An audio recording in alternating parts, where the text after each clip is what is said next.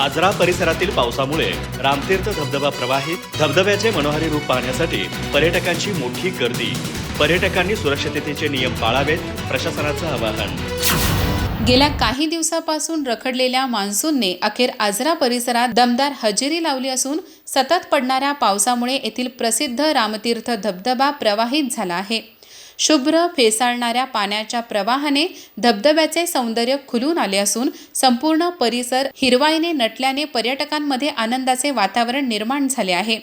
रामतीर्थ धबधबा सुरू झाल्याची माहिती मिळताच आजरा, गडिंग्लज, चंदगड तसेच सीमा भागातील नागरिकांनी मोठ्या संख्येने येथे धाव घेतली.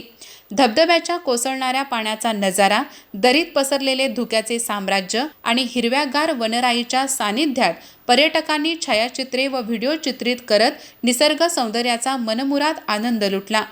मान्सूनच्या आगमनानंतर रामतीर्थ परिसराला नवसंजीवनी मिळाली असून पर्यटनालाही चालना मिळाली आहे. धबधब्याच्या परिसरात पर्यटकांची वाढलेली वर्दळ पाहता स्थानिक विक्रेते, हॉटेल व्यावसायिक आणि लघु उद्योजकांमध्येही समाधानाचे वातावरण आहे.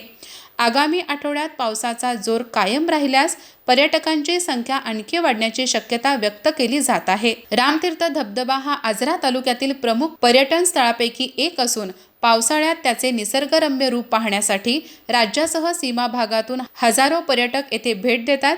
धबधब्याभोवती पसरलेली हिरवाई, पक्ष्यांचा किलबिलाट आणि थंडगार वातावरणामुळे हा परिसर पर्यटकांना विशेष आकर्षित करतो.